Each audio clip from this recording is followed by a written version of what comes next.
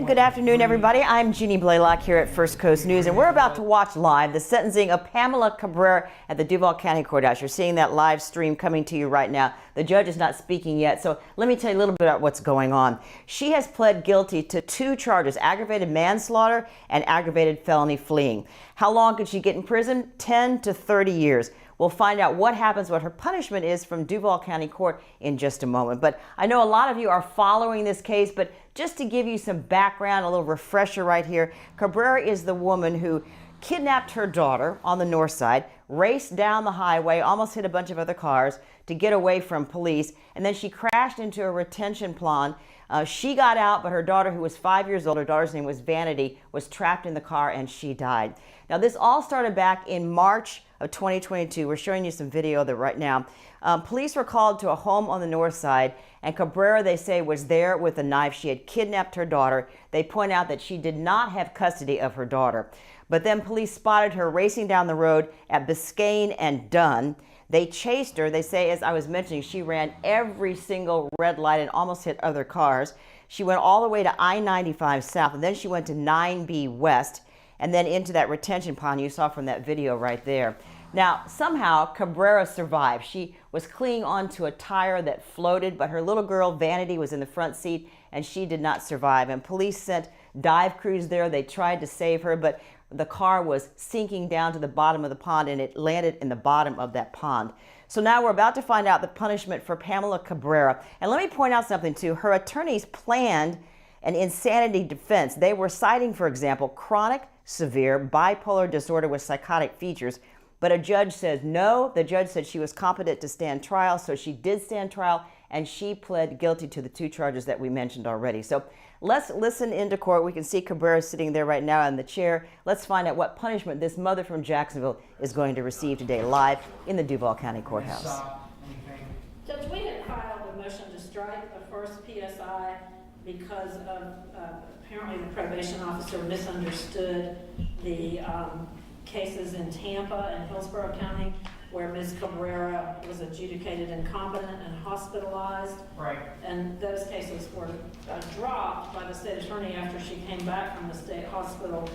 And we don't know why they were dropped or why the state attorney elected not to pursue them. But the probation officer said that Ms. Cabrera had gotten a break because of that, and I filed a motion saying that was an inappropriate comment. Well, the court's not going to use that in one way or another as a factor for aggravation, either way.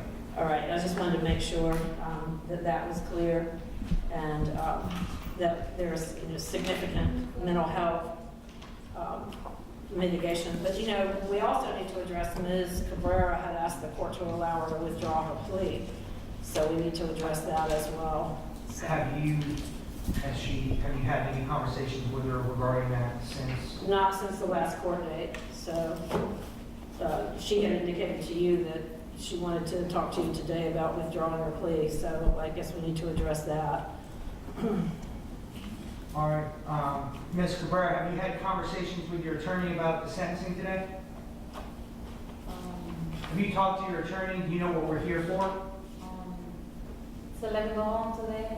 Well, do you know that we're here for sentencing?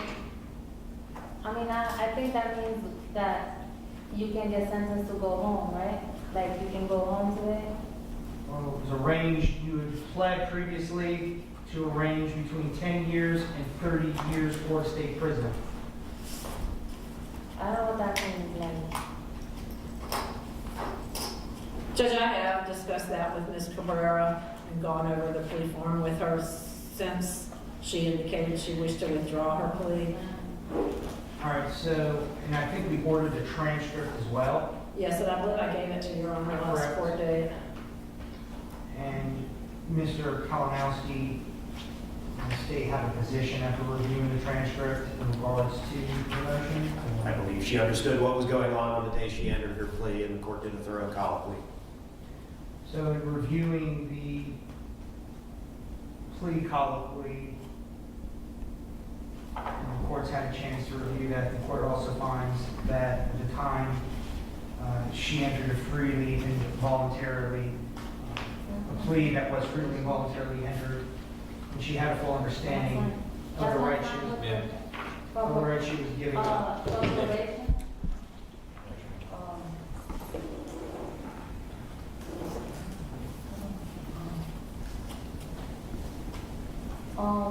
So, all right, so the motion will draw the plea. I think the record supports itself with the transcript, so it's going to be denied. All right, so the way I think we would handle the sentencing, what I've done in the past, Mr. Kalinowski, I think you have one with me. Ms. Sopp, what I'll do is allow the state to introduce first any witnesses and or exhibits. Yes, sir. Then I'll allow you to introduce any witnesses and or exhibits. Then Mr. Kalinowski will be able to make argument and recommendation. And then Ms. Sopp will give you the final word on recommendation to the court.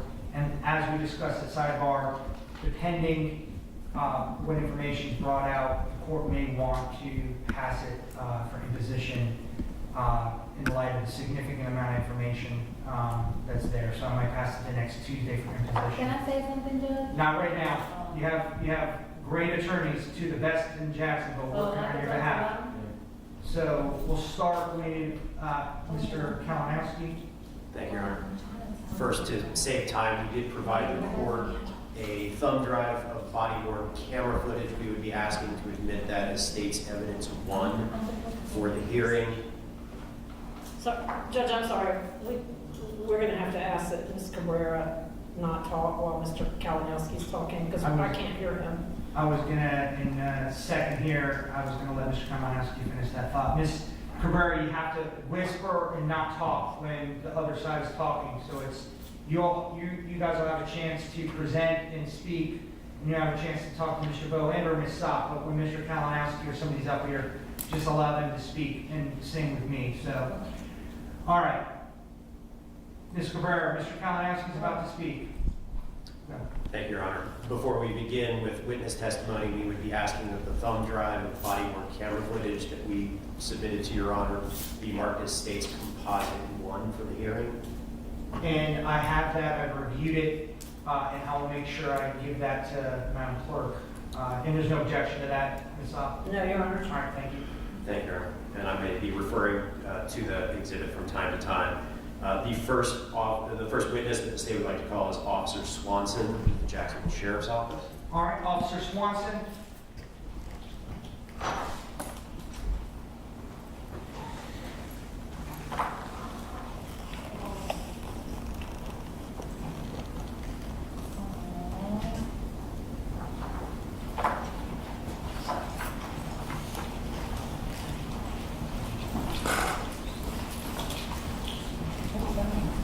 All right, we'll put you under oath, sir. Do you solemnly swear or affirm to tell the truth, the whole truth, and nothing but the truth, so help you God? I swear and affirm. All right, come on over here, call Officer Rupert.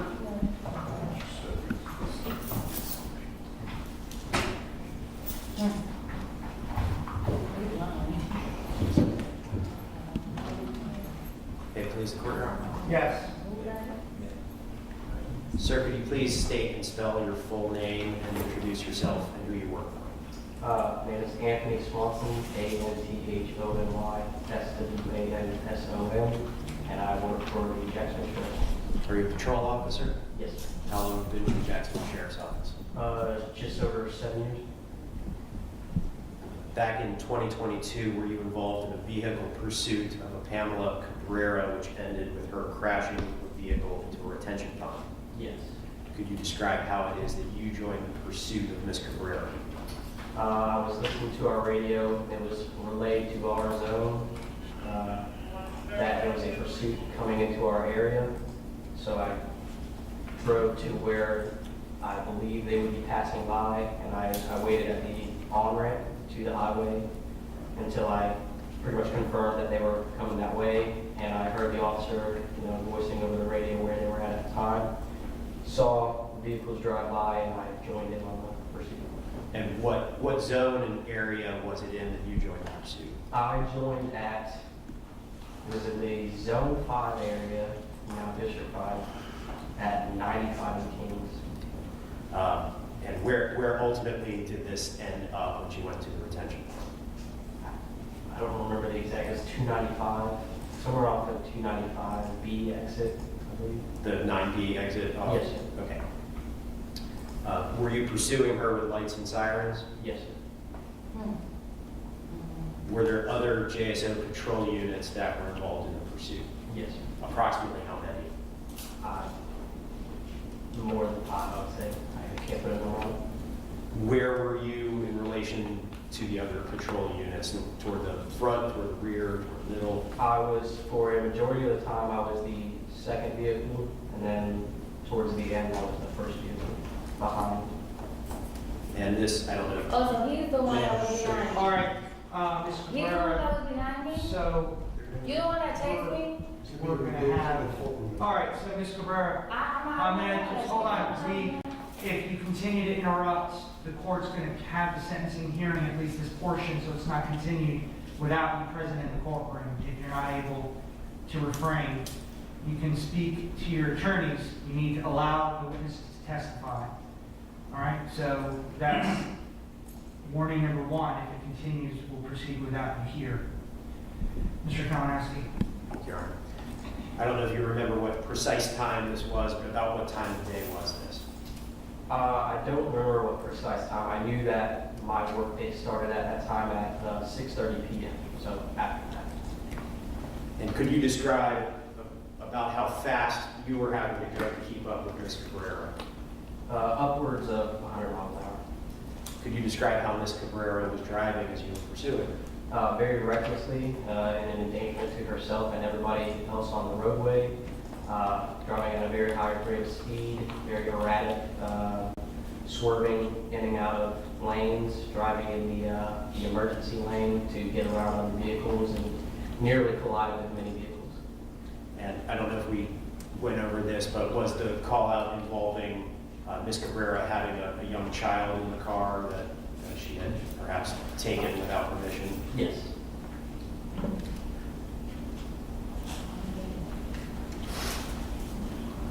Do you remember what the roadway and traffic conditions on I-95 were? It was between, I would say, medium and heavier traffic.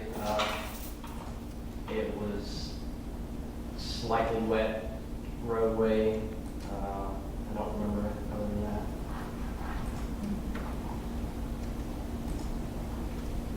And she was going southbound on 95? Yes. And you had your body worn camera going while you were in pursuit? Yes. That is part of the submission that we've given to the court, so I don't necessarily need to play that. But how is it that this pursuit came to a close? What happened? We got on the 295 or 9B exit. I was the vehicle directly behind her at that time, and it ended with her driving straight off the roadway into a retention pond. And were you able to actually watch it happen when she went to the retention pond? Yes. What did you do? I called it out on the radio and let everybody else know behind me that that's where the vehicle just went, and I took my gear off and jumped into the water. What did you do after you went into the water? I swam to where I thought the vehicle might be at that time, but pretty much as soon as the vehicle hit the water, it was, you couldn't see it anymore. So I swam to where I thought the vehicle might have been, and I attempted to see if I could save it. Did you ever see the young child that was in the car? What about the adult driver? Yes. What did you see about her? I saw that she popped up holding onto something that was floating in the water, and she was screaming and yelling and pretty erratic. Now, you said you actually went into the retention pond, Yes, sir. and could you describe the effort that you made to try to assist anybody that you could? Pretty much just swimming out there to see what I could see. It was very dark in the water. Didn't see anything, you couldn't feel anything. Just go in the water and try and see if you could touch the bottom. You couldn't. And it was just, there was nothing that we could see. Were you exhausted? Yes.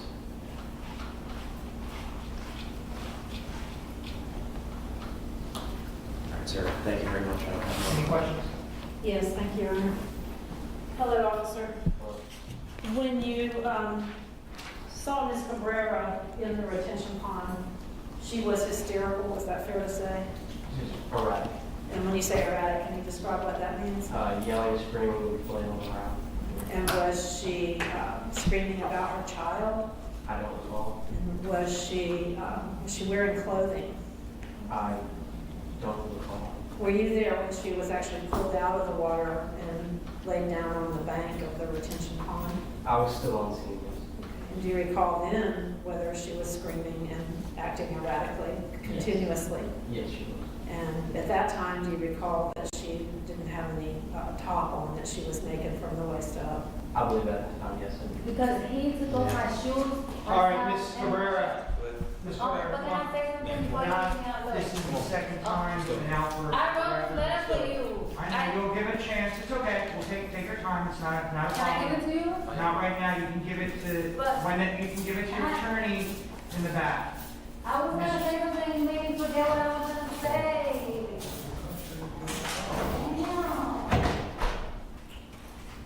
All right, so just for the record, there was a number of times that Ms. Cabrera unfortunately was disrupted in the courtroom. Even prior to the disruptions, she was communicating rather loudly and making nonverbal things as well to her attorneys while Mr. Kalinowski was asking questions initially. So we'll proceed at least with the sentencing portion. I certainly now at least, I'm going to be passing for imposition to Tuesday, definitely. So, Judge, is it possible that there's any place back there she can watch on Zoom? that's,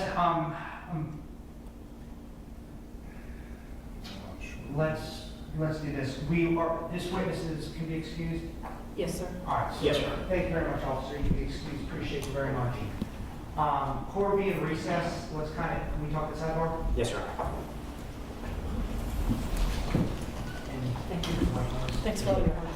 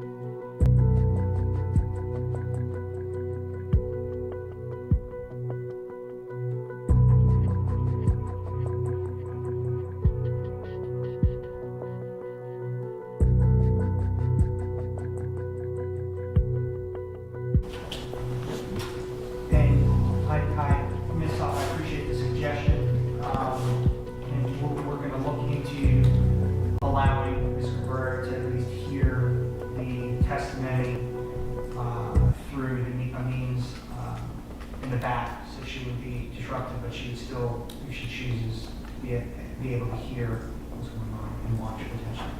All right, so we're checking into that, and we'll get an update. Hey, Mike, Kip and Court's back in recess. Hey, we have a sentencing going on, and the defendant was. Yeah, step out. Yeah.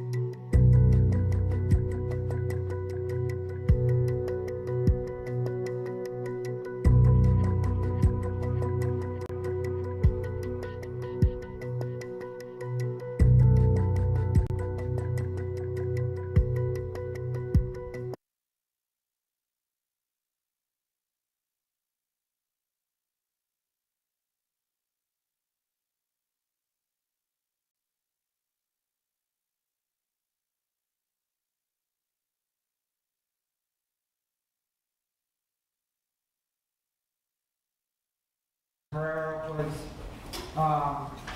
because she was disruptive multiple times, we had removed her from the courtroom so that we could continue with the sentencing. And then at the suggestion of Ms. Sopp, which I think was a wise decision either way, we had been able, with our amazing IT staff here at the courthouse, have Ms. Cabrera set up outside the presence where she can hear. She's confirmed that she can hear. And so she'll be able to hear the sentencing. And then what I'll do, Mr. Bowe or Ms. Sopp, after any the witness, if you want, you can go in and ask her if she has any questions. And we can just proceed that way so that there's still communication. Mr. Kalinowski, you had finished with the first witness. Next witness. Yes, Your Honor, thank you. The state would call Officer Middleton of the Jacksonville Sheriff's Office. All right, Officer Middleton.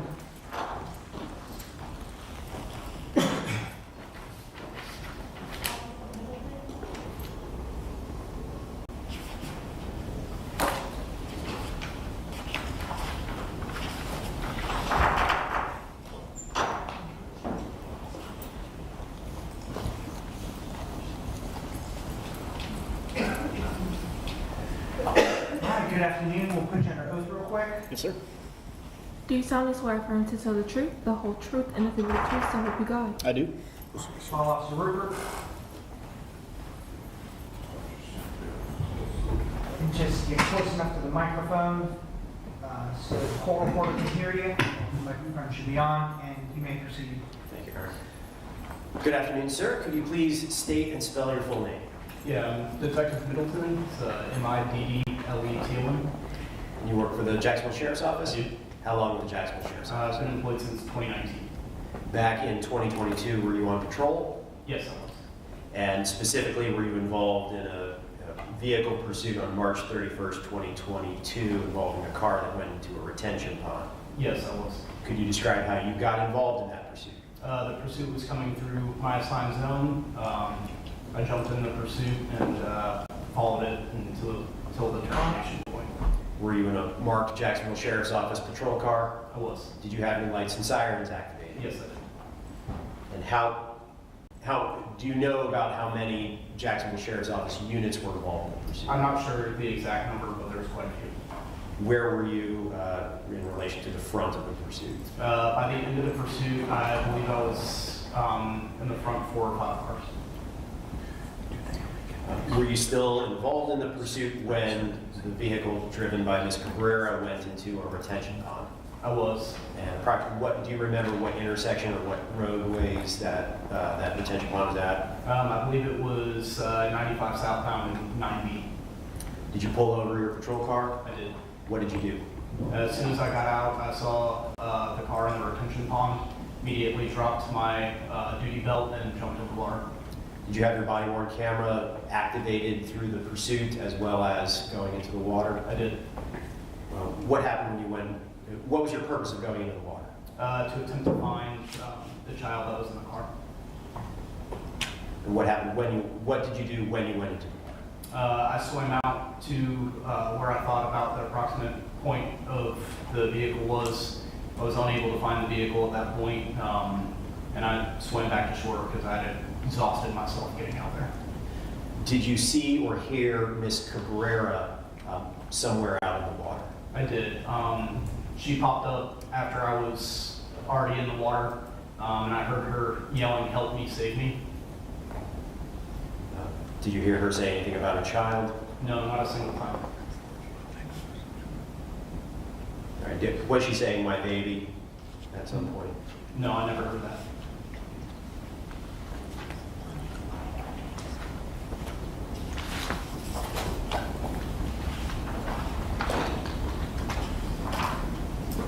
May I approach the witness? Yes, sir. Officer, I'm just going to show you an officer summary form that you did. I just want to make sure before you Proceed. Could you, did she say "my baby"? Apparently that is what I wrote, so it was a while ago. When I rewatched my body camera, I was hearing "help me, save me," not "my baby," so I misheard it.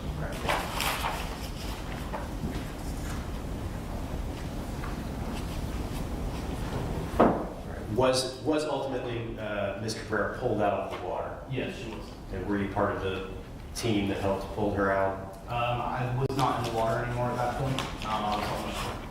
Okay. And what was done with Ms. Cabrera after she was pulled out of the water? I believe she was detained, seen by fire rescue, and then put back in the police car. All right, thank you very much, sir. I don't have any other questions. Thank you very much. Ms. Sapp? Thank you. Detective, when Ms. Cabrera was brought up on the bank of the retention pond, she was screaming at that time, correct? I believe so. I don't remember. And she was screaming, "My baby, my baby." I do not remember that. And someone else's body worn camera showed that that would be the correct recollection of the event. If that's on somebody else's body camera, that would be theirs. I didn't review anybody's but mine. All right, do you recall her being hysterical or erratic? I would say, yeah. And do you recall her being without clothing on? Yeah, she didn't have her top on. All right, and was she screaming in Spanish for a portion of the time? I don't remember. All right, thank you. I don't have any other questions. Thank you very much. May the witness be excused. You may, Your Honor. All right, thank you. Appreciate you. Thank you, sir.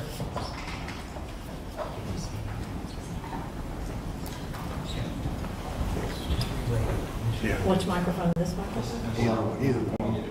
Questioning, you have to use a microphone. Oh, okay. Yeah. All right. Fine. For 30 degrees. All right, so Next, then, next witness for the state. can I ask her if, Yes, go back, like we were saying, while that's happening, Mr. Kalinowski, next witness for the state. Would be Sergeant Maldonado with the Sheriff's Office. Maldonado. Maldonado.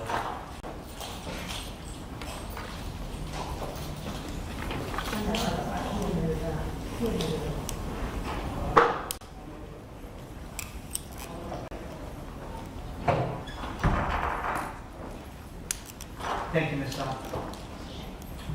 And Ms. Sapp was checked in the back with Ms. Cabrera just a second ago to see if there's anything to be addressed. All right, we'll put you under oath real quick, sir. Do you solemnly swear or affirm to tell the truth, the whole truth, and nothing but the truth, so help you God? Yes. Follow me, sir.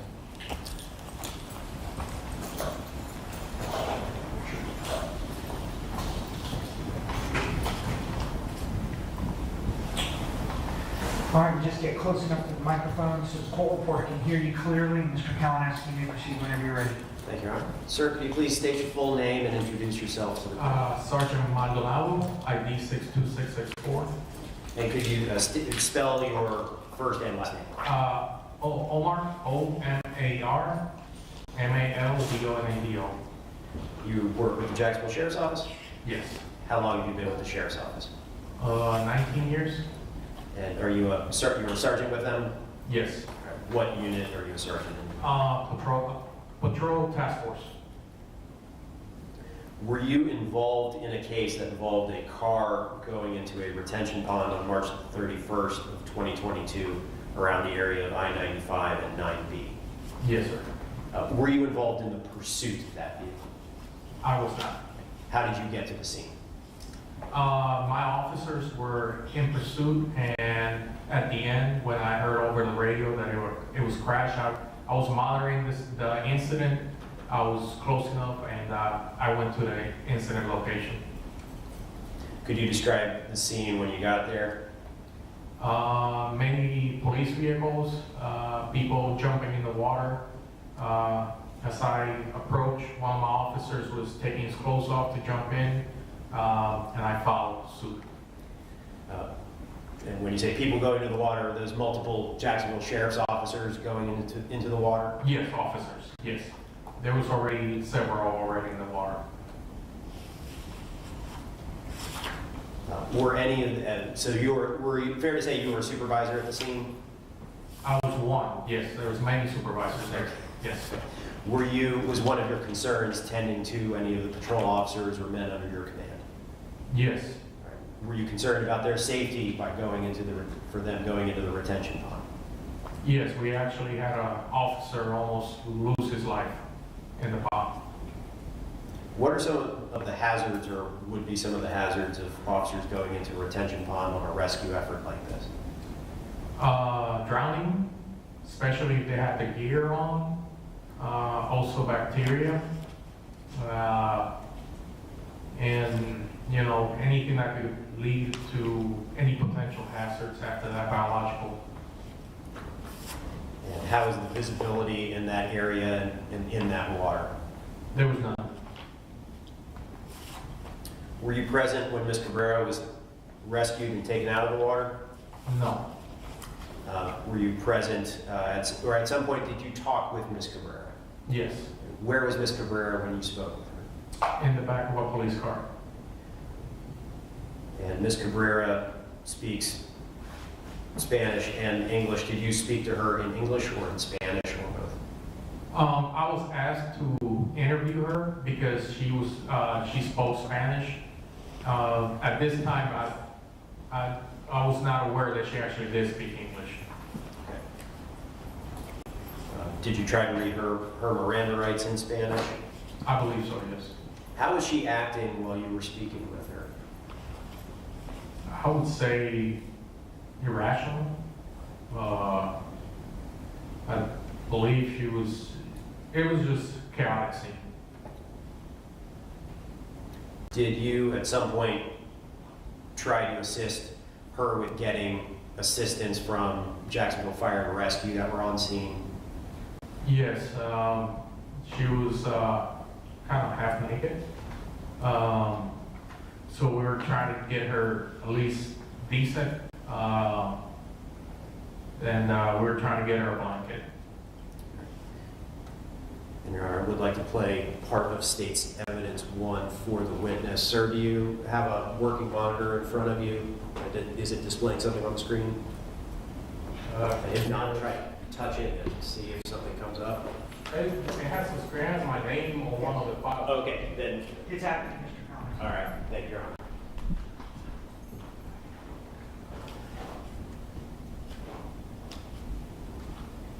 I'm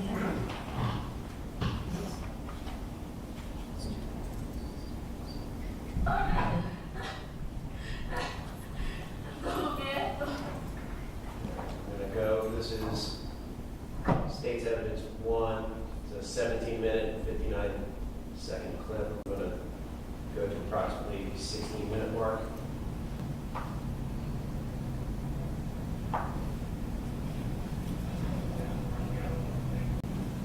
Is that Ms. Cabrera in the back of a patrol car? Yes, sir.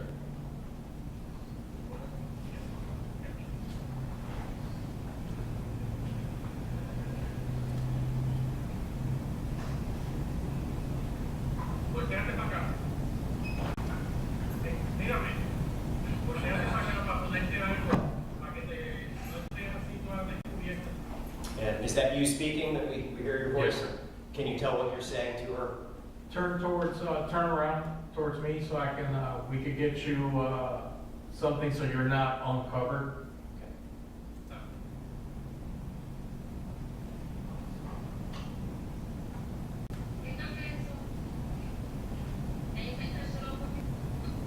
Yeah, I don't need that shit. You're gonna get cold. We're just trying to give you a little decency, all right?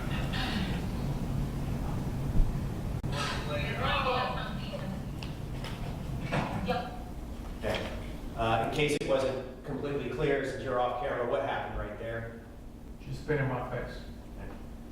And did some of her spit get on you? It got in my mouth. And you can tell that she's bleeding around her nose. Did any of her blood get on you as well? Yeah, I had to go treatment for like, I think it was 6 months. Amanda, you fucking bitch! Fuck you! You fucking piece of shit!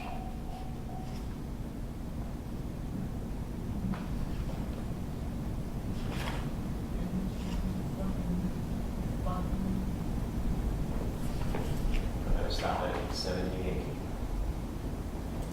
All right, thank you very much, sir. I don't have any other questions for this witness. Thank you. Any cross-examination this time? Yes, thank you. And just, yeah. Microphone. Good afternoon. In the 16 or 17 minutes body cam, Ms. Cabrera was often crying and screaming. Is that fair to say? Yes, I would say so. And you would describe her behavior as erratic, Yes, as hysterical, yes, as irrational? I would say so. And she said many things that didn't make any sense, both in Spanish and English, correct? I cannot remember what she said. And did she talk about her child and being fearful for her child's survival? Do you remember her saying, my baby, this was not supposed to She said happen? something to that nature, but unless I review the body cam, I cannot remember exactly what she was saying. The body cam would be the correct recollection of what Yes. she said. And how do you say my baby in Spanish? Mi bebé. Can you spell it? B-E-B-E. B-E-B-E, and me Bebé. is M-I, Yes, I'm sorry, yes. Me, mine, am I. and that means my baby. Yes. And so she said me, baby, over and over and over again. She was saying my baby, my baby. I will have to review the body cam. I can't remember everything. I'm not asking you that. What I'm asking you is if she said me, baby, me, baby, me, baby, that would translate to my baby, my yes. baby, my baby. Yes. Okay, that's all the questions. Thank you. Thank you. May the witness be excused? Yes, Your Honor. Thank you very much, sir.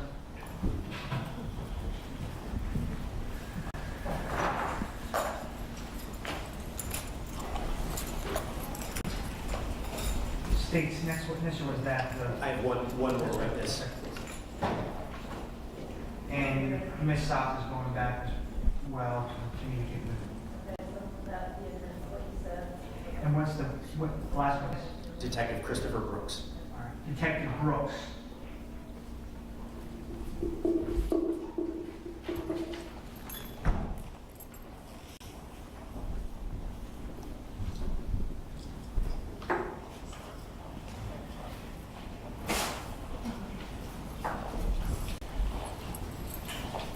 All right, good afternoon, Detective. Afternoon, sir. All right, we'll swear you in and follow Officer Rupert. Do you solemnly swear affirm to tell the truth, the whole truth, and nothing but the truth, so help you God? I do.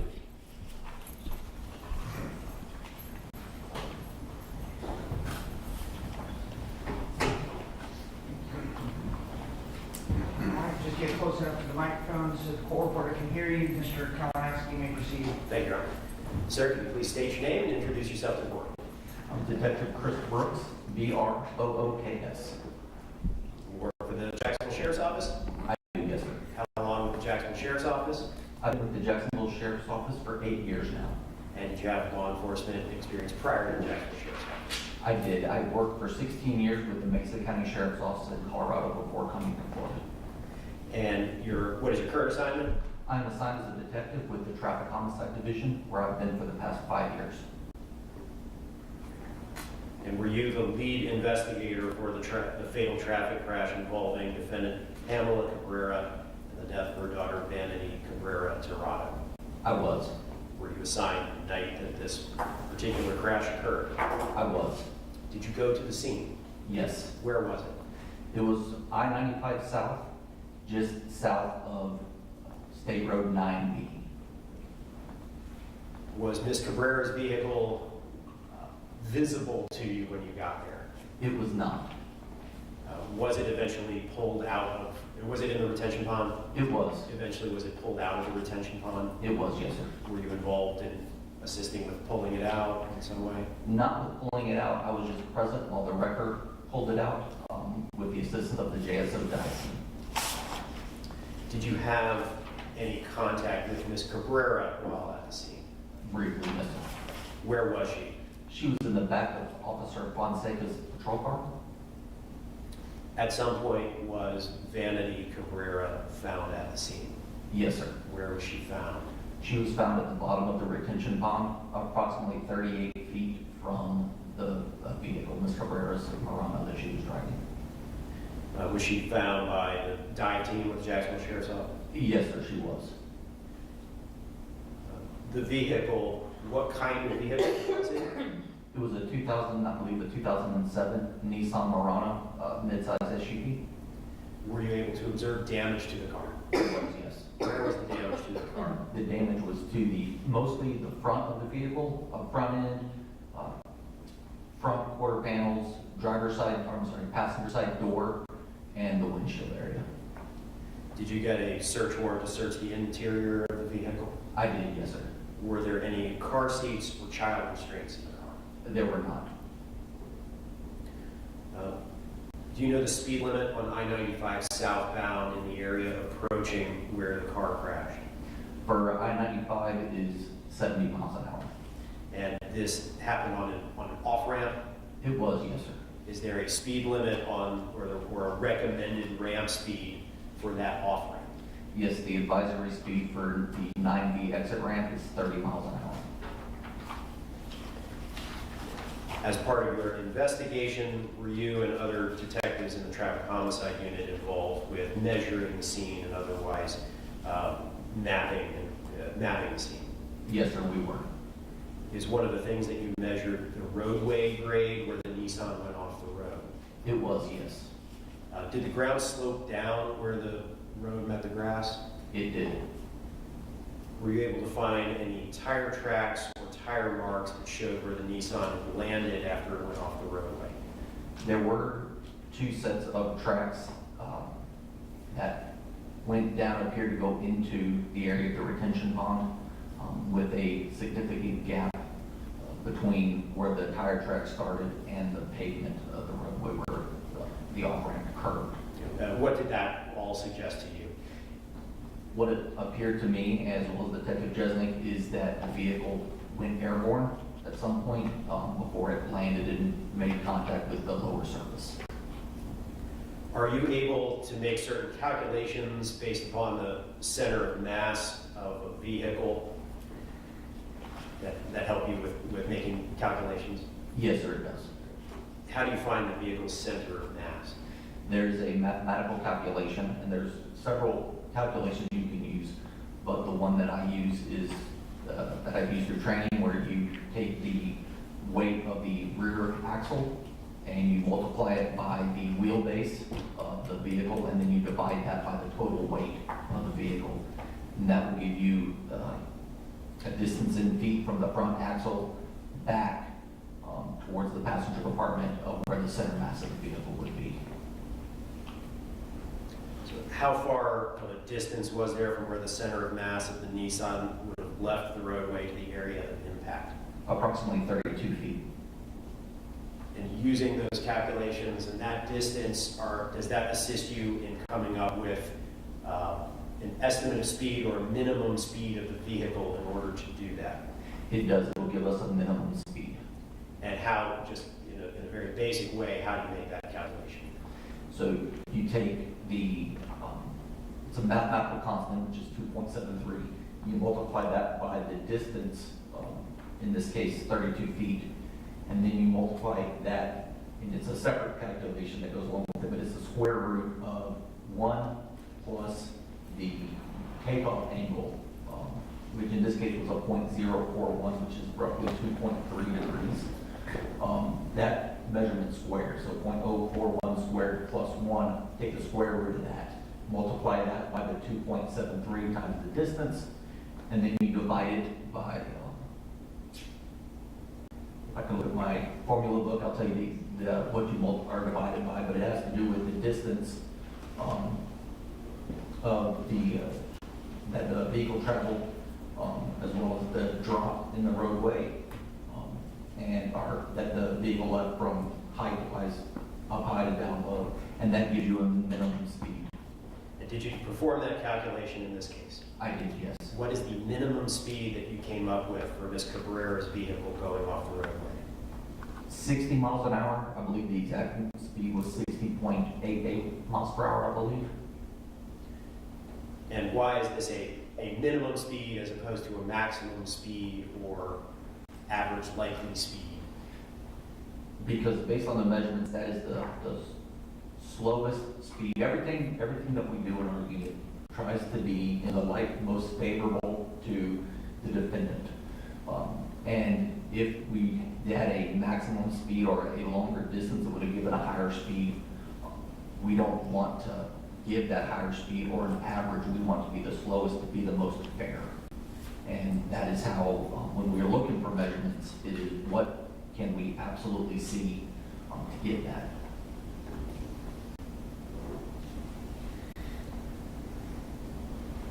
Did you, before you concluding your investigation, received a medical examiner's report which listed the cause of death for Vanity Cabrera Tirado? I did. What was her cause of death? Drowning? Thank you, sir. I don't have any other questions, Mr. Detective. Thank you very much. Ms. Sopp?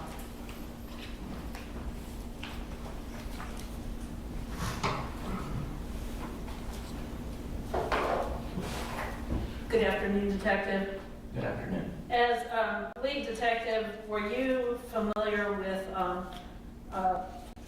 Officer Mills, who apparently came out of the retention pond struggling for breath and needing some medical assistance? I was made aware, yes, ma'am. And you're aware that he turned down transport for medical assistance? I do not recall on that, no, ma'am. If the body on camera showed him saying that he did not want to be transported on the stretcher that was right there beside him, that would be the most accurate recollection? Yes, ma'am. All right, thank you. No other questions? Thank you very much. May the witness be excused? Yes, Your Honor. Thank you very much, sir. Appreciate it.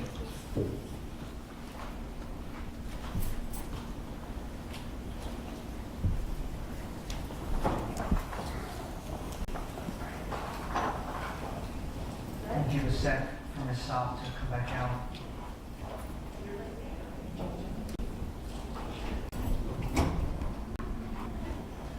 All right, Ms. Sopp has gone back, and it's apparent Mr. Cabrera still able to hear us. Steve, do you have any other witnesses? No other witnesses. A couple of things I'd like to place on the record. Yes, sir. Just, I had filed several months ago a notice of intent to take judicial notice, asking the court to take judicial notice of 2 court files.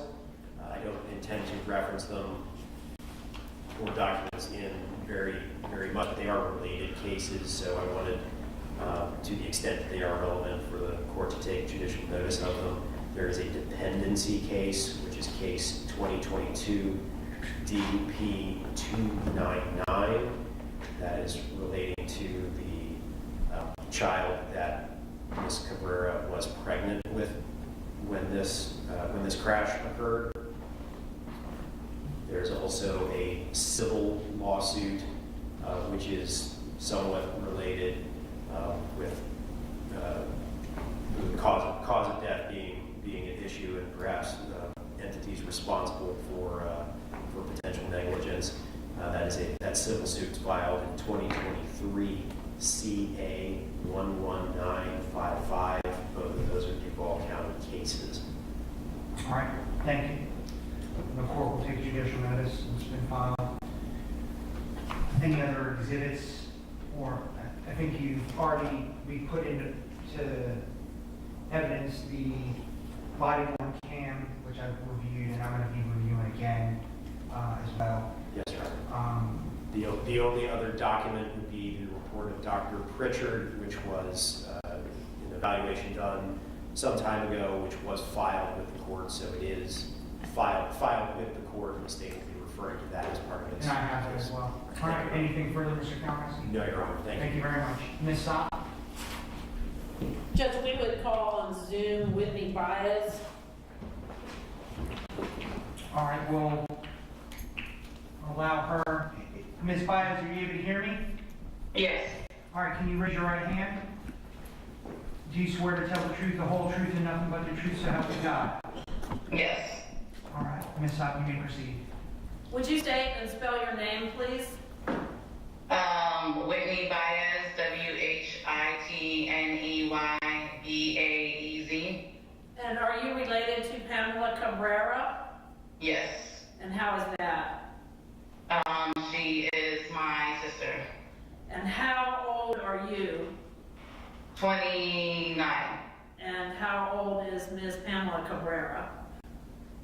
34, maybe? Think so. Did you and Pamela Cabrera grow up in the same household? Yes. And where was that, Ms. Baez?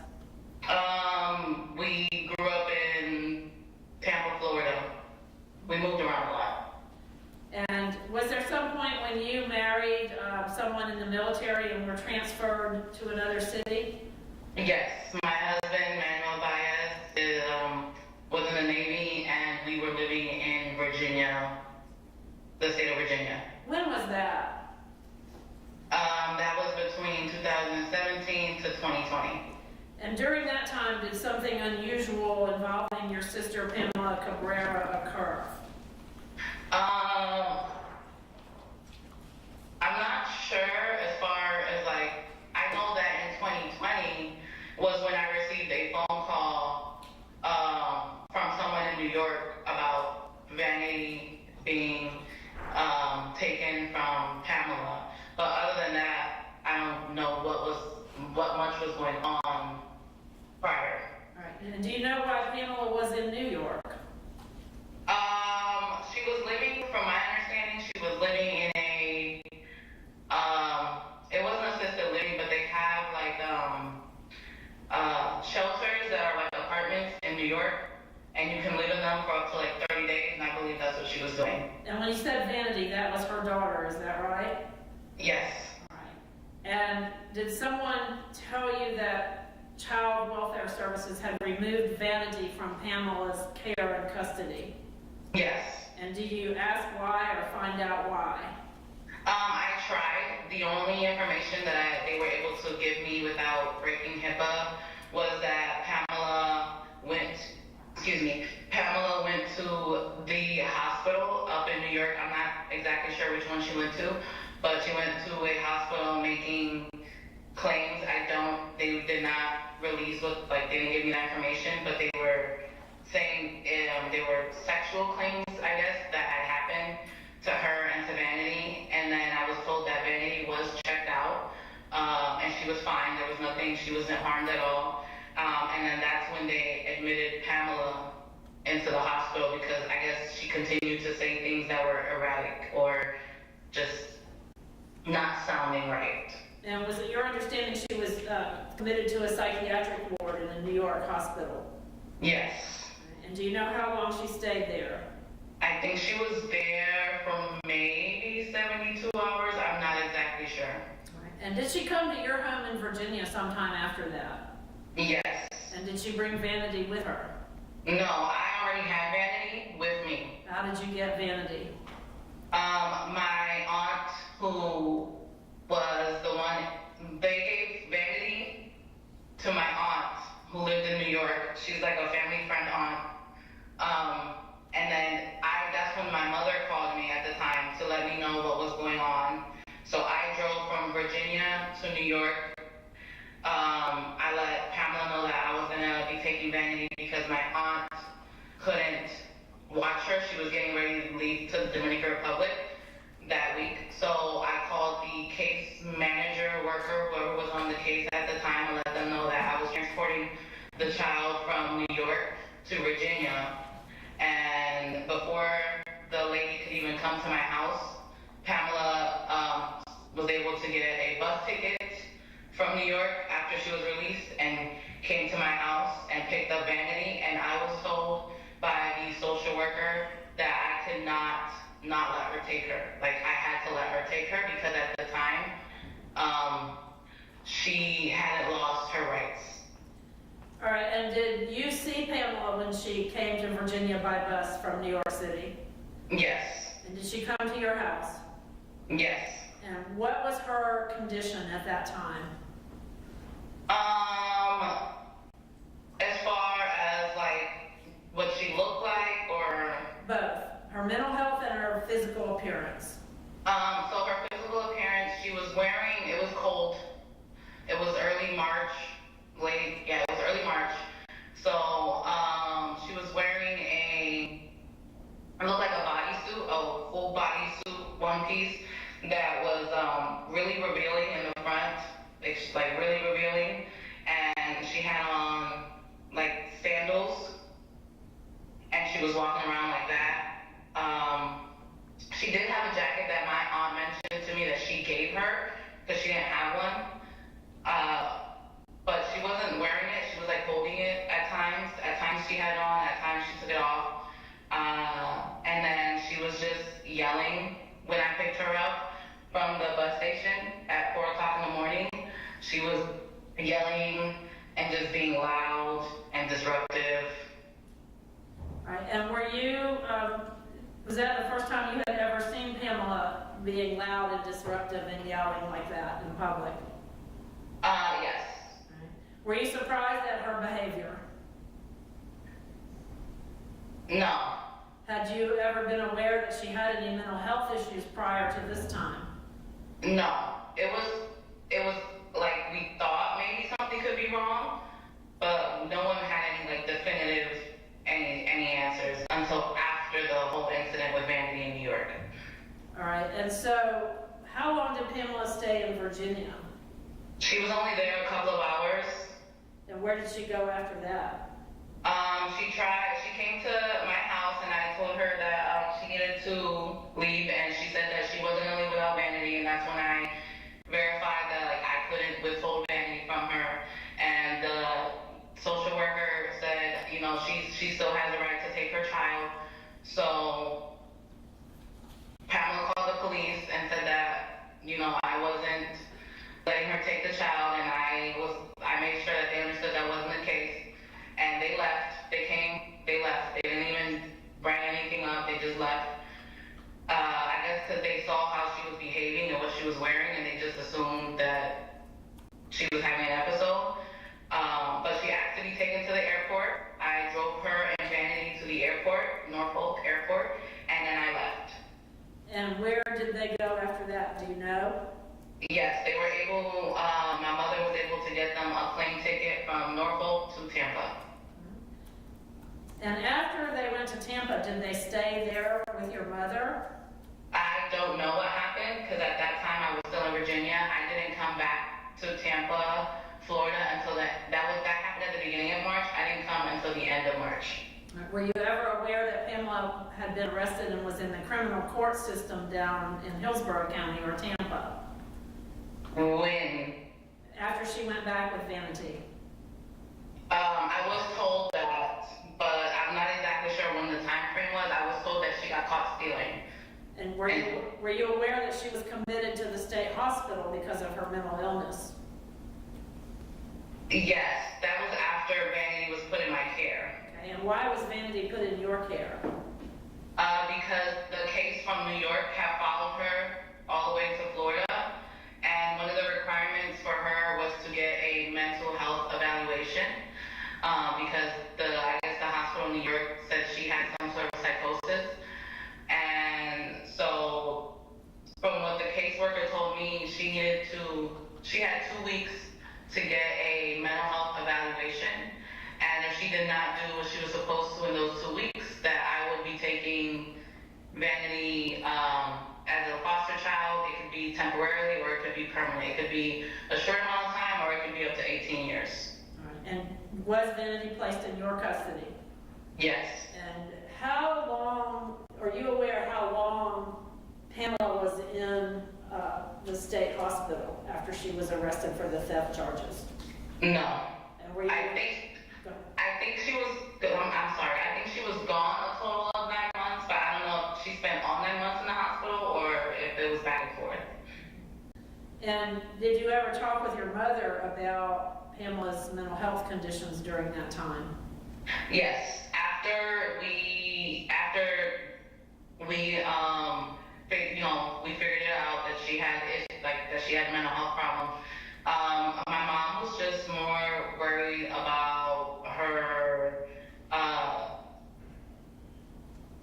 way of living, or not way of living, but like how she would live with this mental health issue, because she was always all over the place, I guess is the best way to put it, with her emotions. She had really high highs and really low lows. So my mom was concerned that, she wasn't going to be able to have any sort of life, I guess is the best way to put it. Were you aware that Pamela had been prescribed medication? Yes. And that was for her psychosis or her mental illness, correct? Yes. And were you aware that she had been ordered to participate in outpatient counseling? Yes. And how long did all of that last? Was that I'm not sure. I don't have a definitive answer, because I lived in Jacksonville, and at the time, from my understanding, she was doing all that stuff in Tampa. So I'm not exactly sure, like, the time frame know that she was supposed to be meeting with a therapist. She was supposed to be taking medication, and there could have been a third thing, but I don't recall right now. And you were involved in the case where Vanity was removed from Pamela's custody because of Pamela's mental health issues, is that correct? Yes. And you were named Vanity's custodian at that time? Yes. And Vanity came to live with you in Jacksonville? Yes. And when Pamela, did she come back and forth to see Vanity in Jacksonville? No. Did she come the night before this incident happened? She did come.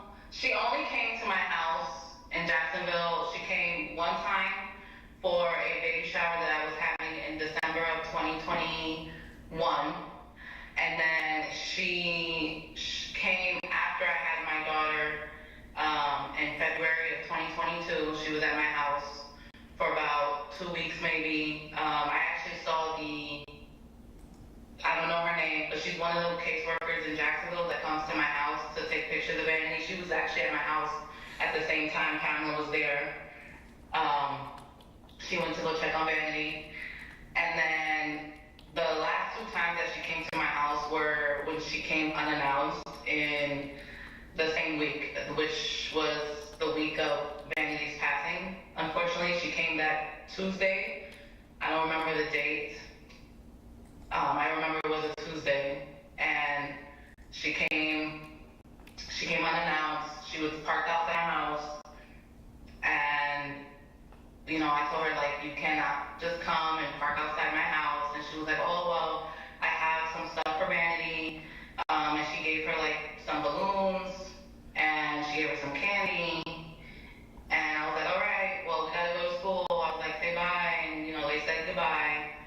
And Vanity got into my vehicle, and I dropped her off at school that morning.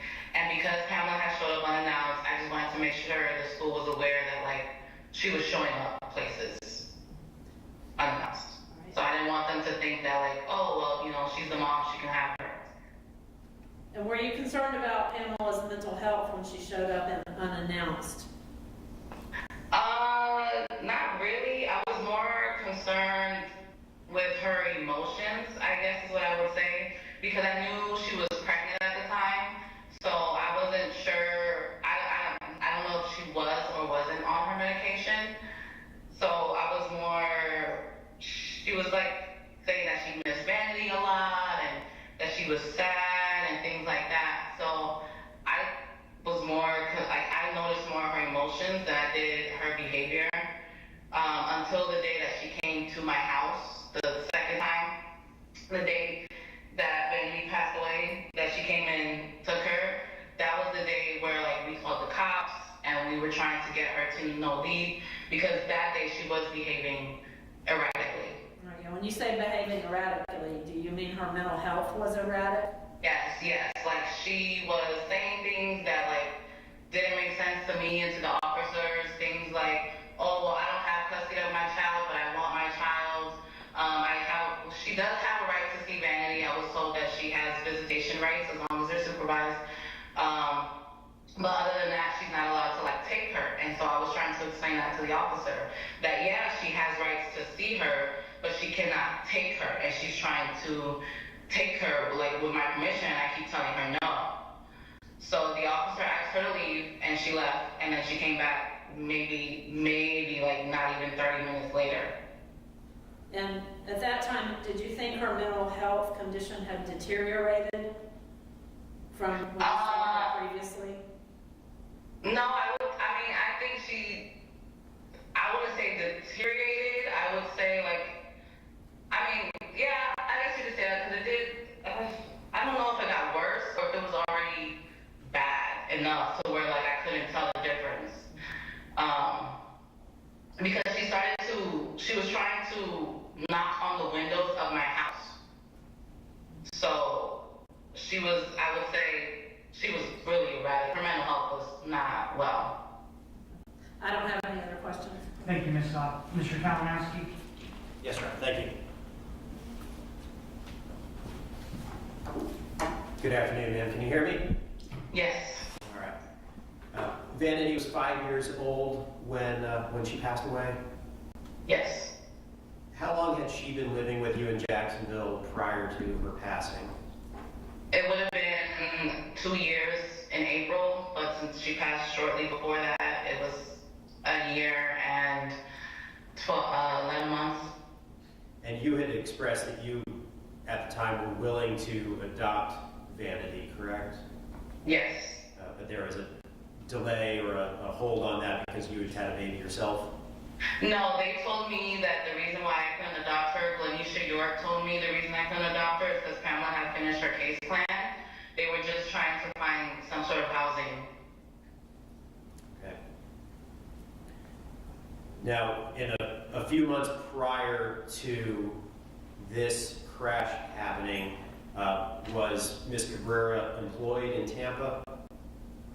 I believe so. She went through a period where she was very, I would say, lucid. She was holding down 2 jobs, and she was seeming to be really getting a lot better on the up and up. And I would say that was all before she got pregnant again.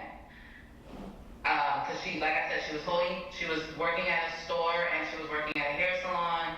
She was taking care of herself physically.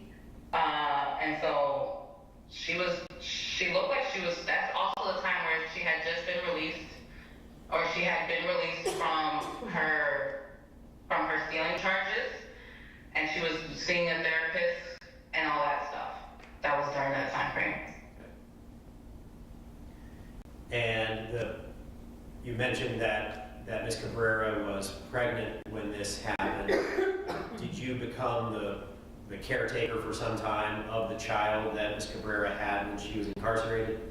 Yes. And was that a baby girl? Yes. Her name is Lollipop? Yes. And she is now with the biological father, Mr. Tirado, is that correct?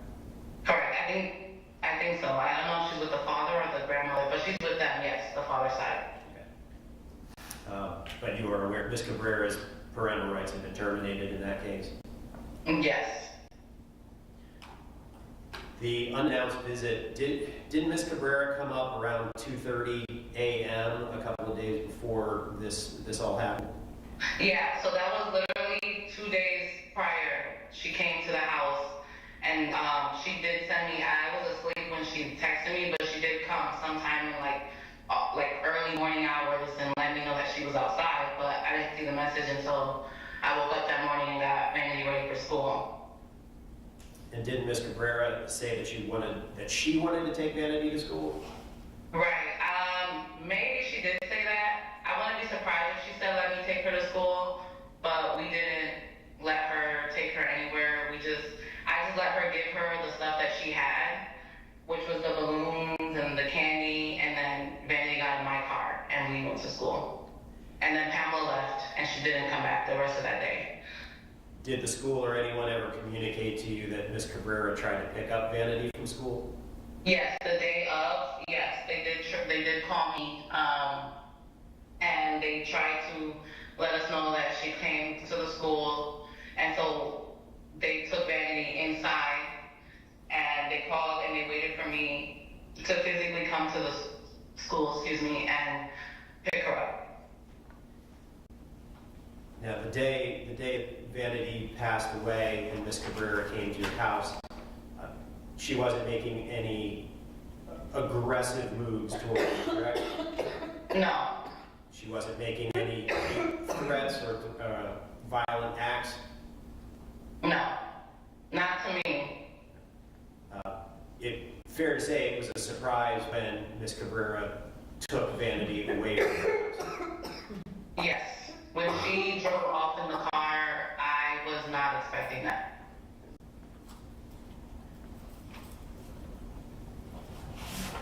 When you had called, when the police officer had showed up to your house the time 30 minutes or so prior, and the officer was trying to sort it out, you had told, you and your husband told the officer that Pamela Cabrera could not come into the house, correct?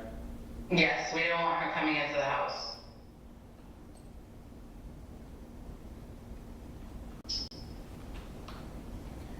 And when she came back, fair to say you thought if she saw Vanity for a few minutes, she would be satisfied and then be on her way? Yes, just like the prior day, she was pulling clothes out of this on the day out. She was pulling clothes out of the car, and she said that, hey, I have a shirt, I have some clothes for her. Can she just have the clothes and then I'll leave? And I was like, fine. And that's when I went outside. My husband came outside.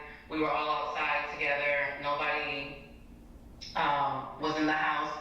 And I told Vanity, go ahead and go. You can give your mom a hug and go get your clothes. And you were, I think you told one of the evaluators that you were trying not to hover around Vanity and Ms. Cabrera. Well, it wasn't even that I wasn't trying not to hover. They weren't far from me.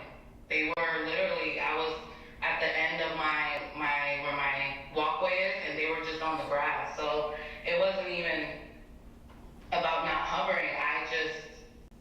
I was right there. Like, I was holding my child, but I was right there. You were holding your child while that was happening? Yes, I had just given birth to my daughter. She was a month old at the time.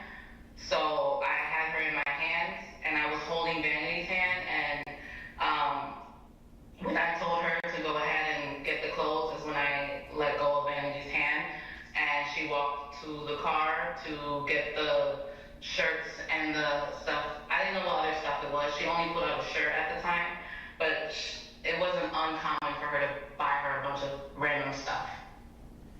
And that's after Vanity got in the car, Ms. Cabrera closed her door and drove off? Yes, she hopped into the driver's seat, closed the door.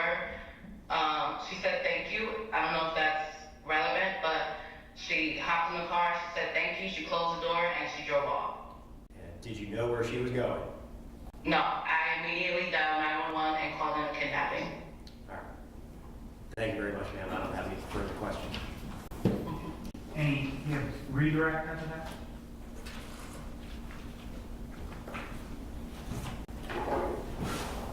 Ms. Baez, the 2 years that you had Vanity, Pamela was under the supervision of the courts in Hillsborough County, is that right? I believe so. And she Maybe, had, sorry, I don't really understand, but like, do you mean like she was receiving help from? she had a case manager, is that right? Yes, And she had to meet certain requirements, yes, and those requirements included mental health counseling, is that Yes. right? And staying on her medication. yes, And she was working to try to get Vanity back by complying with all of those court orders down in Hillsborough County, right? yes, But for 2 years, Vanity stayed with you. Yes. Pamela was still trying to meet those requirements, is that right? yes. Did you suspect that Pamela quit taking her medication when she got pregnant the second time? No, Did you ever see any difference in Pamela's behavior from the time that she was not pregnant to the time after she became pregnant? yes, and it was that week of when Vanity passed away, that's when I noticed that she was behaving differently again. And you mentioned she had 2 jobs down in Tampa. Do you know how long she was able to keep those? I do not. I know the hairstylist job she did for a long, because she was a hairstylist prior. I don't know how long she worked in the supermarket. I don't have any other questions. Thank you very much. May the witness be excused. Judge, let me just check with Ms. Yeah, thank you. Cabrera and see if there's anything. Appreciate it, Ms. Hunt.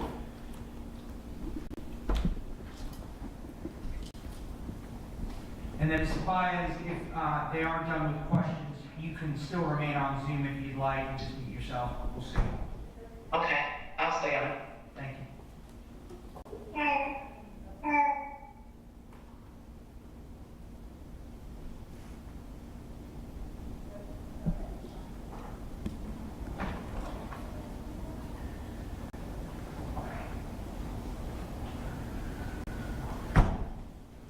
We don't have any other questions, Your Honor. Thank you very much, Ms. Saab. All right, thank you, Ms. Baez. You can remain on Zoom like I said. Appreciate your time. All right, Ms. Saab, any other witnesses? No, we don't have any other witnesses, so we just have exhibits. All right, so and I guess you'll make reference to those during argument? Yes, And the exhibits would include Dr. Legum's report that's right. and, And then also we have some other body worn camera that we have, I think Mr. Bowe has loaded them all on a thumb drive. okay, so it's separate then from Mr. Kalinowski? Yes, And is it, do you want to, since I am, I guess, passing it to Tuesday for the position, do you want to just make argument what would be on it and then I can review it? I don't mind doing that. that would be fine. So that you could still put in the record what the argument is for the relevant portions of it, because I'm going to be reviewing the other body worn cam as well, that's been provided again, so, just make reference to that, and no objection, obviously. No objection. All right, well then, with that being said, what we can do is, Mr. Kalinowski, you could make argument and then recommendation and make reference to whatever you think. Same with body worn cam. Yes, You had previously given in an email the portions to review, but you can just make reference to whatever you think I should be considering when I re-review it. Yes, Your Honor. And before we proceed to argument, can defense counsel and I approach? Yes. Thank you. Yeah, we'll go off the record. Yes, sir.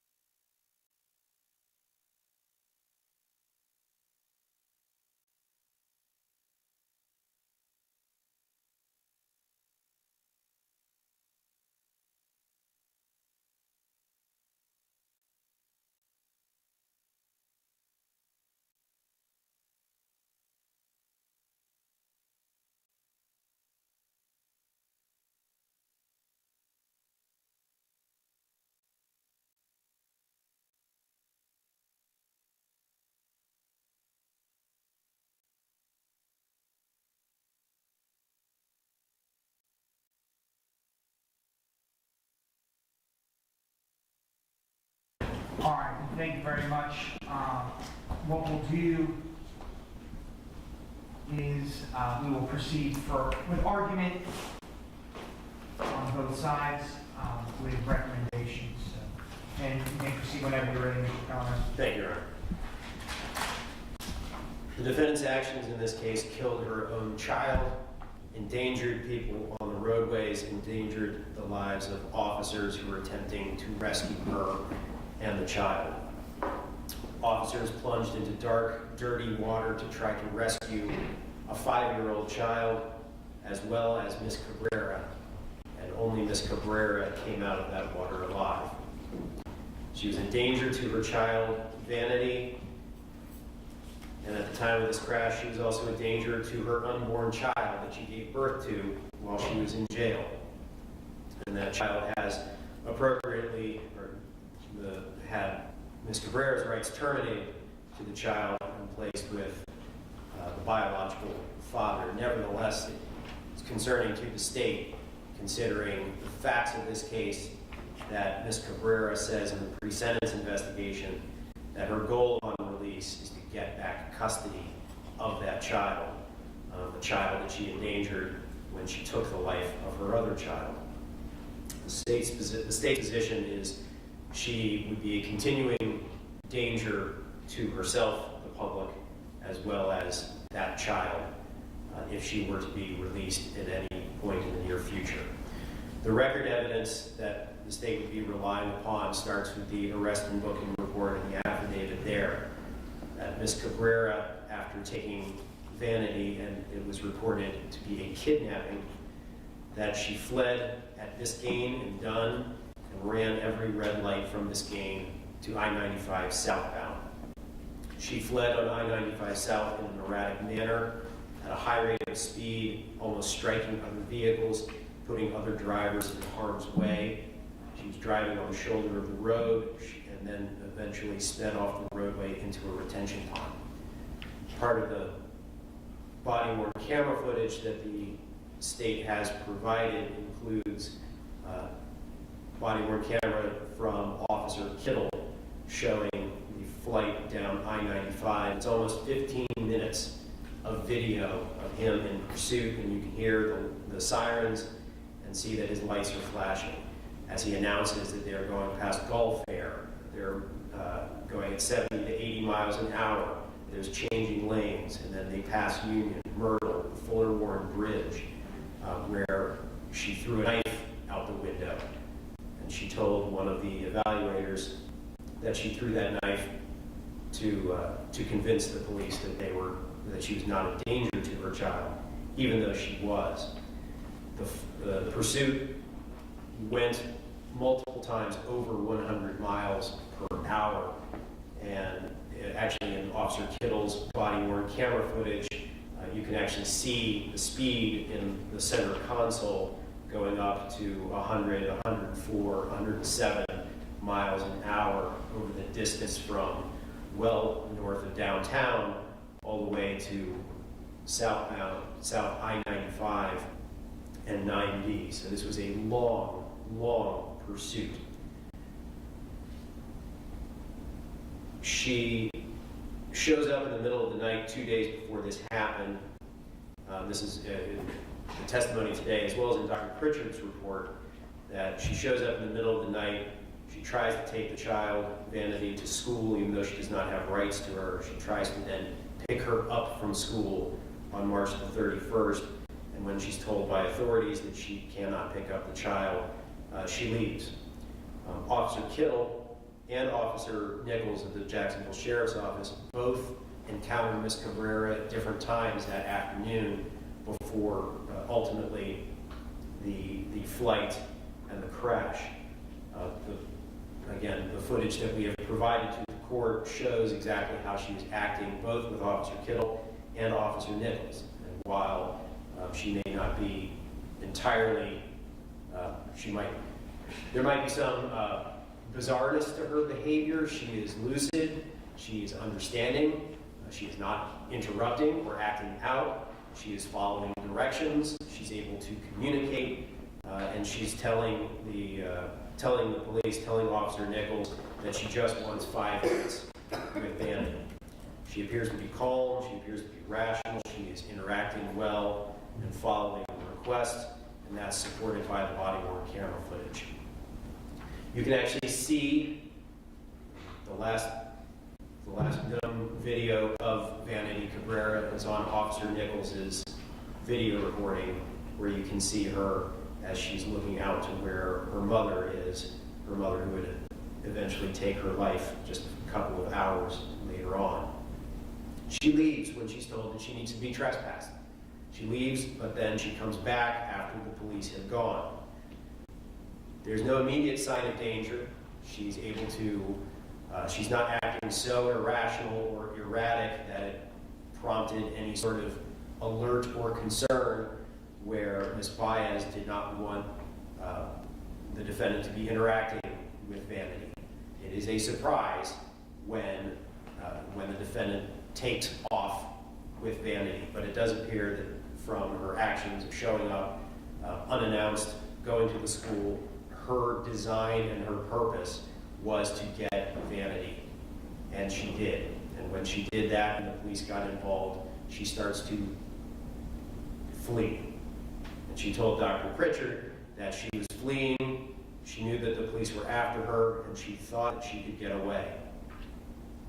She was not making any psychotic statements or violent acts during the time that she was dealing with the police or that she took Vanity. She was not acting illogical or hostile.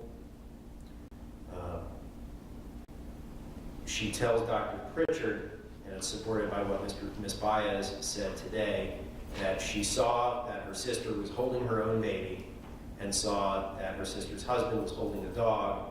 So she, quote, "So they couldn't get me." And then that is when she drove off. So the state's position is she knew, despite whatever her mental health issues are, she knew exactly what she was doing. She intended to take Vanity, and that's exactly what she did. She told Dr. Pritchard that her intent was to take Vanity to Tampa, back where she lived at the time. And that she started intentionally running red lights because she saw that the police were behind her. She's given contradictory statements and information about whether or not she intended to drive into the retention pond or whether it was an accident.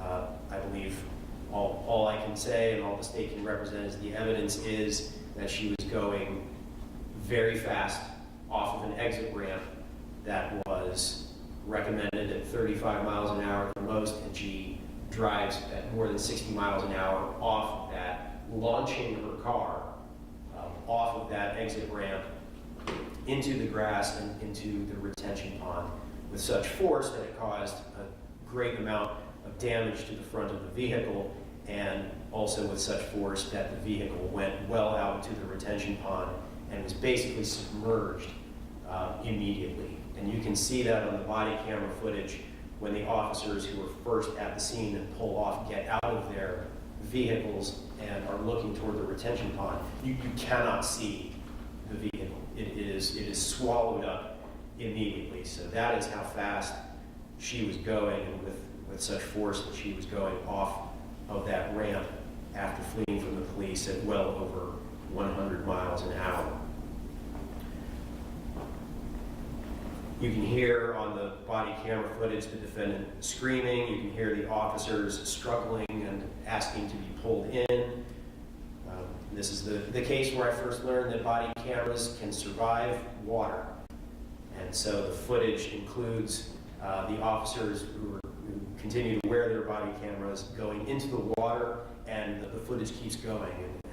And impressive to me is the lengths at which the sheriff's office and the officers that were on the scene tried their best to save this 5-year-old child, tried to save Miss Cabrera, and put their own lives and safety in jeopardy to dive into waters that they did not know what was in there, they did not know where the car was, they did not know if somebody would fight them and resist them and getting pulled back. They put their lives on the line, and all of that, the only reason why it was necessary is because Miss Cabrera fled from the police and put the public and the officers in danger. You can also see the exhaustion of the officers, their breathing when they collapse on the ground after trying their best to try to save this 5-year-old child. That does not work. You can see Miss Carrera as she's screaming about her daughter, and she goes back and forth from belligerent to crying. At one point, as we showed, when Sergeant Maldonado was trying to assist her, when officers and fire rescue were trying to assist her, she's belligerent with the police to the point of spitting at them, and that's the attitude that she was having toward the police, who were just trying to help her as they tried to save her and try to save her daughter.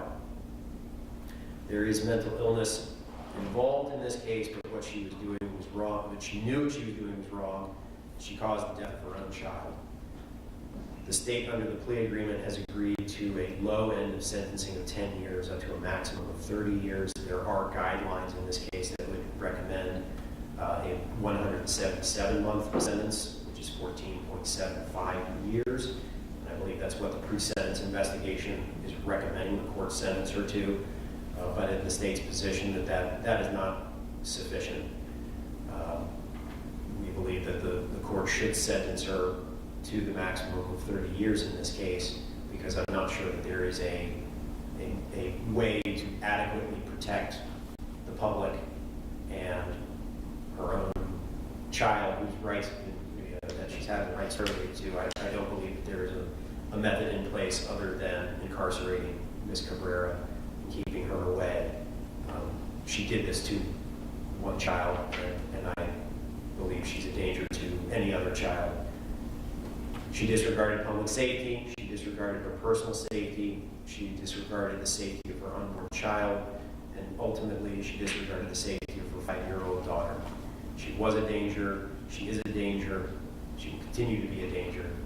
Vanity Cabrera would have been 8 years old today. She could have had a long, full life with people who cared for her and tried to protect her.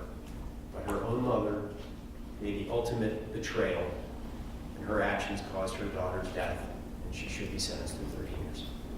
Thank you, sir. Appreciate it. Ms. Saab.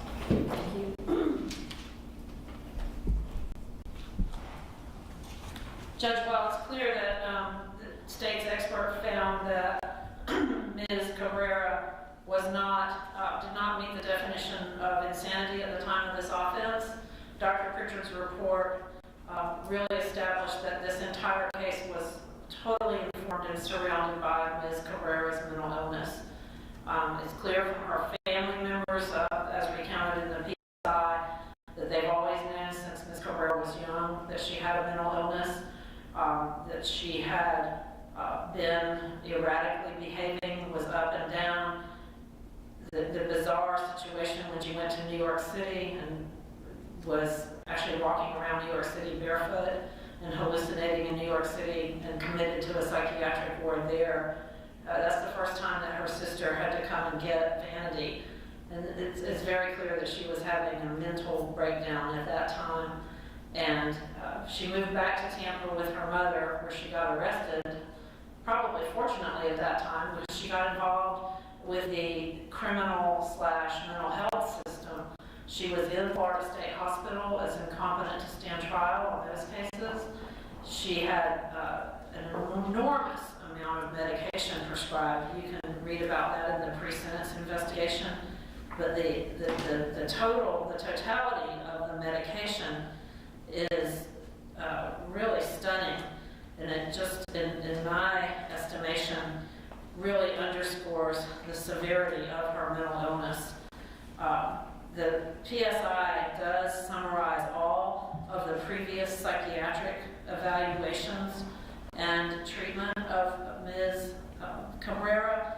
For example, when she was in Tampa after she had been released from the state hospital, she'd been prescribed Invega, I-N-V-E-G-A, Depakote, D-E-P-A-K-O-T-E, Risperdal, R-I-S-P-E-R-D-A-L, Zoloft, Z-O-L-O-F-T, and Prolixin, P-R-O-L-X-I-N.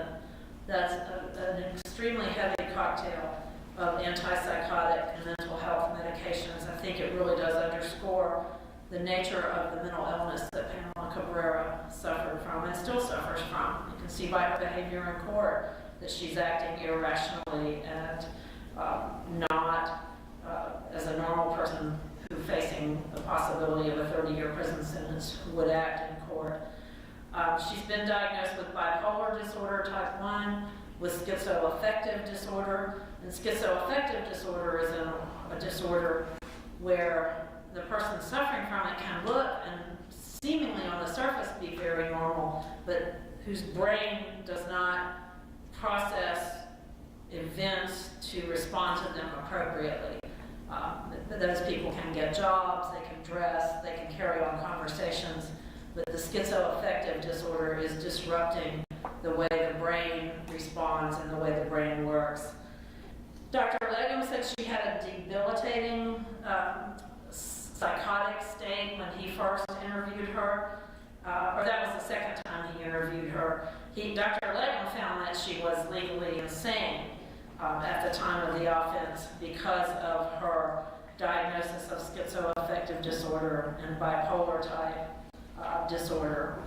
And as I said before, Dr. Pritchard agrees that she had all of these diagnoses, but he found that because she was able to participate in goal-directed behavior at the time of this offense, and that she knew right from wrong at the time she was running the red lights, that she was not insane. I think it's clear when you see the body-worn camera, you will see Ms. Cabrera is absolutely hysterical. She is extremely concerned about her child. She's screaming about the child, screaming for her baby. She was very irrational. Even Dr. Pritchard said that it was clear that she was having an out-of-touch emotional breakdown when they pulled her out of the water. And there were several moments when Ms. Carrera just did nothing but sort of wallow on the ground and scream, and you'll see that in the body-worn camera. Ms. Cabrera did fine as long as she was supervised with the case manager and taking her medication. But as Dr. Legum suspected and Whitney Baez, Ms. Cabrera's sister, has confirmed when she got pregnant, it was likely that she quit taking the medication. And Dr. Legum knew in the jail the second time he went to see her that she had quit taking the medication because she was pregnant. And so I think we can surmise that at the time of this incident, she had sort of slipped out of the control of the case managers down in Tampa and had quit taking all of that medication that kept her on a fairly steady and stable track. There were no problems for those 2 years, but once she got off the medication and began being more controlled by her mental illness, is when this happened. I would suggest that while there, if you look at the body-worn camera, there are probably 20 police cars at the scene. And I don't know why all of that was necessary to have so many.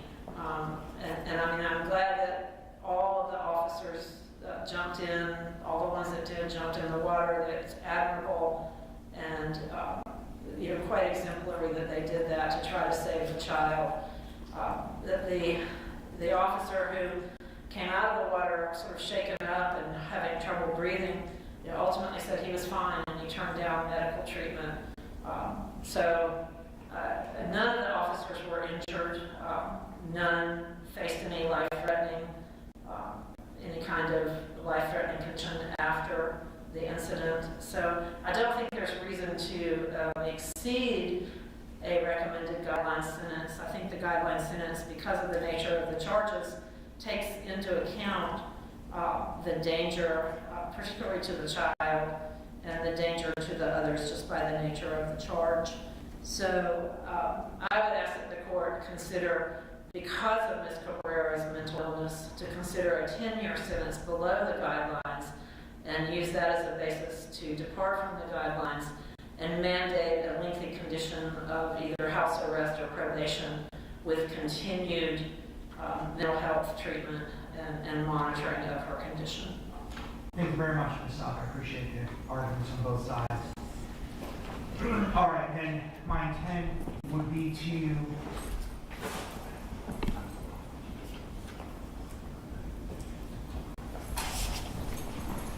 all right, so we'll pass the case to the 29th next week for imposition.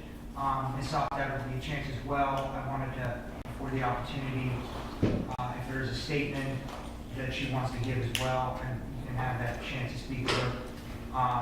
And I'll review everything, divided on cam once again. What time do you think you'll do that? I'll try and do it at the end calendar. I think it would At be the end of, because I have a dental appointment at 10 o'clock, but I could change that.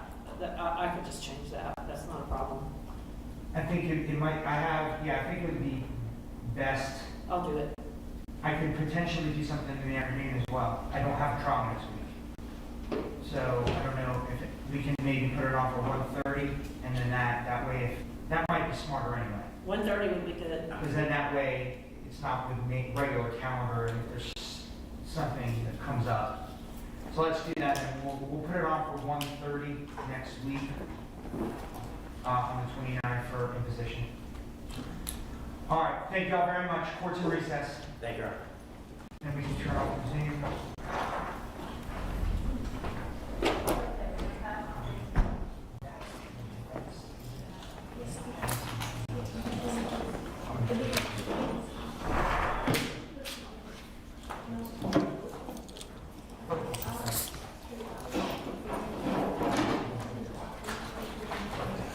Thanks for all your help with the IT.